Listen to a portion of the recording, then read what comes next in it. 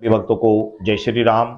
श्री हनुमान जी को पंचमुखी हनुमान जी क्यों कहा जाता है? बहुत सारे भक्तों के मन में ये सवाल होता है और बहुत सारे भक्त इस विषय में कमेंट्स भी करते हैं। तो मैं आपको बता दूं कि श्री हनुमान जी को पंचमुखी हनुमान जी क्यों कहा जाता है और किस समय श्री हनुमान जी ने ये पंचमुखी रूप धारण किया था और उनके नाम क्या क्या थे। तो मैं बता दूं कि जिस समय श्री राम और रावण में युद्ध चल रहा था तो रावण की निरंतर सेना का विध्वंस होते देख रावण परेशान हो गया और उसने पाताल में रहने वाले अहि रावण और उसके भाई मही रावण को कहा कि आप श्री राम और लक्ष्मण इन दोनों का किसी तरीके से आप विनाश कर दीजिए, किसी तरीके से इनका अंत कर दीजिए ताकि मैं इस रोज के होने वाले युद्ध से मैं मुक्त हो सकूं और ये झमेला आज ही खत्म हो जाए। तो ऐसी स्थिति में अहि रावण जो कि पाताल में रहने वाला था, अहि रावण और उसके भाई मही रावण ने प्रभु श्री रामचंद्र जी का हरण कर लिया।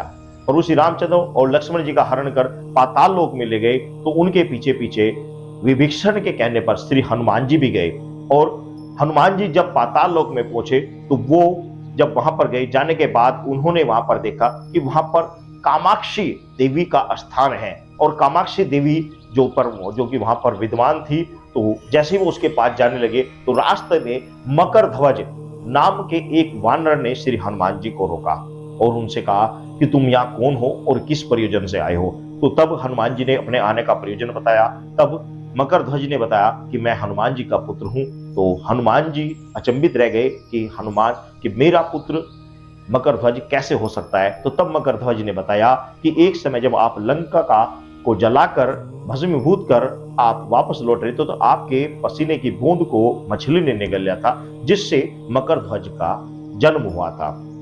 ये सब जानकर मकर ध्वज को अपने आने का सारे प्रयोजन बताया और उन्हें एक ओर हटाकर जाकर माता कामाक्षी से ये प्रार्थना की कि माता, क्या आप सच में प्रभु श्री राम और सीता की बलि लेना चाहते हैं? तो ऐसी स्थिति में तब कामाक्षी देवी ने कहा कि मैं इन दोनों साधकों की बिल्कुल भी बलि नहीं लेने चाहती। ये दोनों तो मेरे परम भक्त हैं, इनकी मैं कदापि बलि लेने चाहती। वास्तव में मैं अहि रावण और मही रावण इन दोनों राक्षसों की बलि लेना चाहती हूं जो कि जबरन ऐसे ऐसे कार्य करते हैं जो इनको नहीं करने चाहिए। तो ऐसी स्थिति में हनुमान जी ने कामाक्षी देवी से प्रार्थना की कि इनके जो मरने का उपाय है वह हमें बताइए कि किस के द्वारा ये मारे जा सकते हैं। तो ऐसी स्थिति में श्री कामाक्षी देवी ने उनको बताया कि ये सामने 5 दीप रखे हुए हैं और इन 5 दीपों को जो एक ही फूंक में 5 दीपों को इन 5 जगह पर रखे स्थापित दीपों को पाए की फूंक में जो बुझा देगा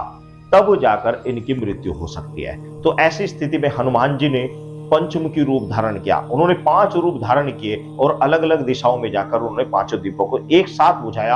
अब मैं आपको बता देता हूं कि वो कौन कौन से नाम थे और कौन कौन से रूप धारण किए थे। उन्होंने सर्वप्रथम उत्तर दिशा में वारह मुख धारण किया, दक्षिण दिशा में नरसिंह का रूप धारण किया, पश्चिम में गरुड़ का मुख धारण किया और आकाश में हयग्रीव का मुख धारण किया और पूर्व में हनुमान का रूप धारण किया। इस प्रकार श्री हनुमान जी ने 5 रूप धारण किए और 5 दीपों को एक साथ बुझाया। उसके बाद में उन्होंने दोनों राक्षसों का अहि रावण और मही रावण का वध कर प्रभु श्री रामचंद्र जी को बंधन मुक्त कराया और सभी के कार्य सिद्ध हुए।